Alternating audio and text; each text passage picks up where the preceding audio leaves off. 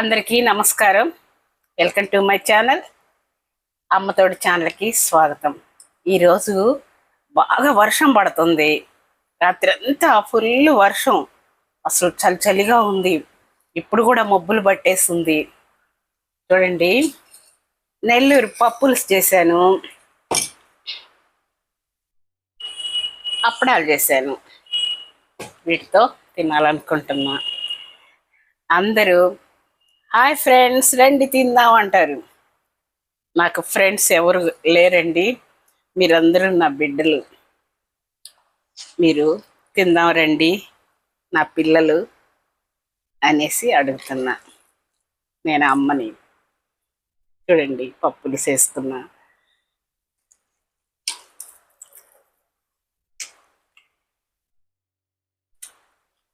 సూపర్గుందండి. నేను మొదట వీడియో పప్పులుసు పెట్టాను, ఎందుకంటే నేను చాలా బాగా చేస్తాను.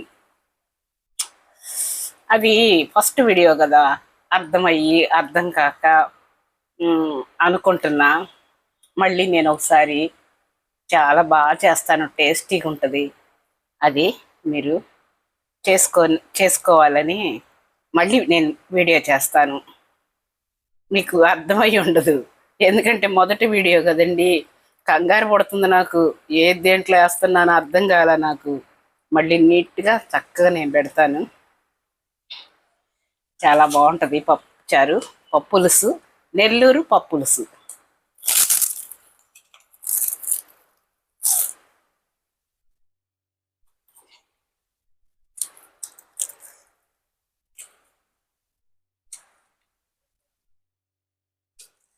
భోంచేసానండి ఇప్పుడేను. నేను వీడియోలు పెడుతున్నాను కదండి, అత్త కోడళ్ళ గురించి అలా పెడుతున్నాను కదా. నాకు ఎక్కువ కూడా అలాంటివే నాకు తటస్థిస్తున్నాయి. అలాంటివే నాకు నా కళ్ళ ముందే జరుగుతున్నాయి. ఎందుకంటే నేను కూడా చాలా చీవాట్లు కూడా పెట్టుండ కొంతమందిని. అది ప్రతి ఒక్క తల్లిదండ్రి కూడా చూడాలని నా ఆశ. ఏదో ఒక 100 మందిలో ఒక్కళ్ళైనా మారుతారని నేను అనుకుంటున్నాను. అబ్బా, ఈమె ఎట్ట చూసిందమ్మా, ఈమె అత్తని ఆడపడుచుల్ని అని అనుకుంటారేమో. నాకు 3 కొడుకులు కోడళ్ళండి. వాళ్ళందరూ బాగున్నారు, కానీ వాళ్ళ దగ్గర అయితే నేను ఉండను. వాళ్ళ పక్కనే సొంత ఇల్లేను, సింగిల్ బెడ్రూమ్ ఇంట్లో ఉంటాను. నేను ఒక్కదాన్నే ఉంటాను. నైటు నా మనోడు వచ్చి పడుకుంటాడు.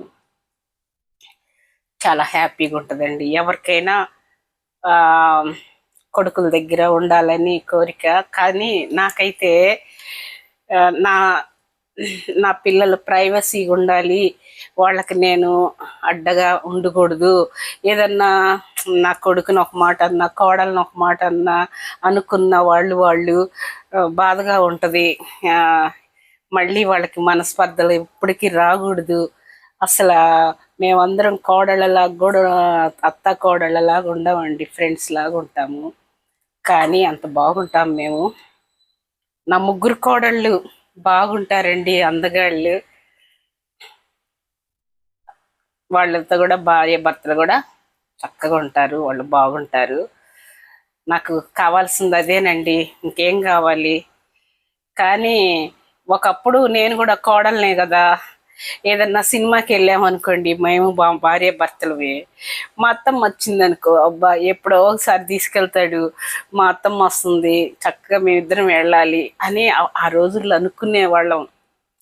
నా కోడళ్ళు కూడా అంతే కదండి.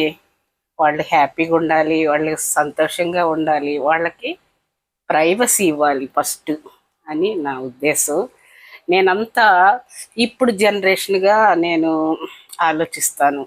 ప్రతిదీ కూడా వాళ్ళ గురించి ఆలోచిస్తానండి. ఇంకెవరున్నారు నాకు? మా అత్తమ్మ ఉండేదండి. మా అత్తమ్మ చనిపోయింది ఈ మధ్య, ఒక 2 నెలలు అవుతుంది. ఆమె చనిపోయిన ఒక 20 రోజులకి మా మరిది చనిపోయినాడు. చాలా బాధాకరం. అసలు 2000 21లో నా భర్త చనిపోయినాడు. అందరూ వెళ్ళిపోతున్నారు ఒక్కొక్కళ్ళుగా, నా కళ్ళ ముందు లేకుండాని బాధ. ఇప్పుడిప్పుడే నేను కొంచెం కోలుకుంటున్నాను. మా అత్తమ్మ అంటే నాకు చాలా ఇష్టం. ఆమె నన్ను ఎప్పుడు ఒక మాట అనేది కాదు, నేను కూడా ఆమెను ఎప్పుడు అనలేదు.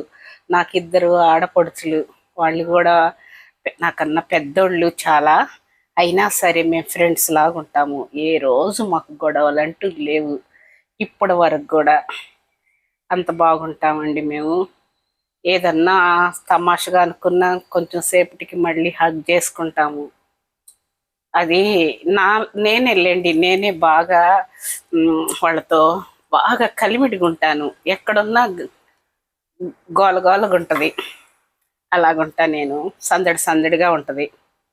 నా ఇంట్లో కూడా అంతే, మా కోడళ్ళతో కూడా అంతే, అలాగే ఉంటాము.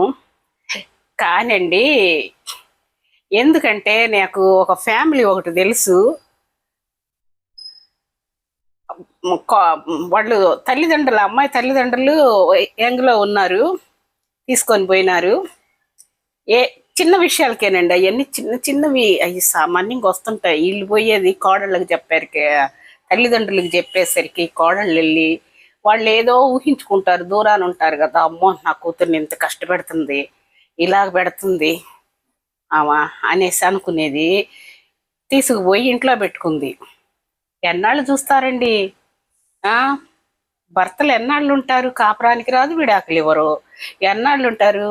ఇక చూసి చూసి చూసి చూసి పెళ్లి చేసేసుకున్నాడు. ఇప్పుడు తల్లిదండ్రులు ఏమో ముసలాళ్ళు అయిపోయినారు, వాళ్ళు ఏమో రాయబారానికి వస్తున్నారు అనమాట. వచ్చేది చెప్పమ్మా, ఇప్పుడు వాళ్ళకి భారం అయిపోయింది. ఇప్పుడు ఎట్లాగా? అబ్బాయి పెళ్లి చేసుకుందే. అలాగా కొన్ని కుటుంబాలు ఉంటున్నాయి. అవన్నీ తెలుసుకొని తల్లిదండ్రులు పిల్లలకి మంచి మాటలు చెప్పి కాపురానికి పంపించాలి. ఒక ఆయన అంటున్నాడు, నా కూతురికి 2వ పెళ్లి చేస్తాను, బంగారాలు లాంటి కూతుర్ని తీసుకెళ్ళాడు మొహాన్ని పెట్టాను అంటున్నాడు. 2వ పెళ్లి చేస్తే వాడు మంచోడా? వాడు మంచోడు వస్తాడని నీకు తెలుసా? మరి పెళ్లి చేయకుండా ఇంట్లోనే పెట్టుకోకూడదు నీ కూతుర్ని? ఏం కష్టపడుతుందని, ఏం చేస్తారు? మంచి కాపురాలని నాశనం చేసుకోవటం. ఇప్పుడు అన్ని ఫోన్లు వచ్చేసినాయి. ప్రతి విషయం మాట్లాడుకోవటమే, ప్రతి గంటలు మాట్లాడుకోవటమే. ఇంకా ఏం చేస్తారు వాళ్ళు? ఏమన్నా ఇప్పుడు తల్లిదండ్రులైనా ఒక బిడ్డని అంటారు కదండి, ఏదో ఒకటి అంటారు కదా, తిట్టకుండా ఏముండరు. మా అమ్మ మా నాన్న కూడా తిట్టేవాళ్ళు. ప్రతి ఒక్కళ్ళు తిడతారు. మరి అత్తమామలు కూడా తల్లిదండ్రులు అనుకోవచ్చు కదా. వాళ్ళు తల్లిదండ్రులు తిడితే పారిపోతున్నారా ఎక్కడికన్నా? లేదు కదా, ఇంట్లోనే పెట్టుకుంటున్నారు. అత్తమామలు కూడా తల్లిదండ్రులు అనుకుంటే అసలు ఇలాంటి గొడవలే రావు అసలు. 2వ పెళ్లి చేస్తాడంట చెత్తమొహముడు. చేస్తే మొదటిదే, రెండోదానికి అంత విలువ ఉండదు. ఏదో ఒకటి చేసి పంపించాలి కానీ ఇంట్లో పెట్టుకొని మీ వయసు అయిపోయినాక ఆ పిల్లల జీవితాలు అధోగతి పాలు చేయటానికి తయారుగా ఉన్నారు ఈ తల్లిదండ్రులు. అందుకేనండి నాకు కోపం వస్తుంది. ఎన్నో వీడియోలు చేస్తున్నా, ఒక్కడికన్నా బుద్ధి వచ్చిందో లేదో. మరి ఏదైనా బుద్ధి వచ్చి నా వీడియో చూసినాడు శుద్ధంగా కాపురానికి పంపించండి. ఎందుకు వాళ్ళ జీవితాలకి నాశనం చేయడానికి తగలబడ్డారు తల్లిదండ్రులు. నీ భార్యకి ఒక రూలు, నీ కూతురికి ఒక రూలా? నీ భార్య అయితేనేమో నోరు మూయి అనగానే భయపడుకుంటా ఉండాలి, నీ కూతురు మాత్రం ఎవరు ఏమనుకోకూడదు. అట్లాంటప్పుడు పెళ్ళెందుకు చేసావు? ఒక ఒంటి స్తంభం మేడలో పెట్టి ఉంచుకోకూడదా? చెత్త మొహం చెత్తోడ. తర్వాత తెలిసిద్దిలే నీ గతి. సరేనండి. కానీ కుటుంబ వ్యవస్థ పాడు విచ్ఛిన్నం కాకూడదు అని మాలాంటి పెద్దోళ్ళని చెప్తే వింటే వినండి, లేకపోతే లేదు. ఎన్నో చెప్తున్నా, నా కళ్ళ ముందు జరిగినవి. తర్వాత ఉంటుంది, కాలమే చెప్తుంది. అంతేనండి. అందరూ సబ్స్క్రైబ్ చేసుకోండి, లైక్ చేయండి ప్లీజ్.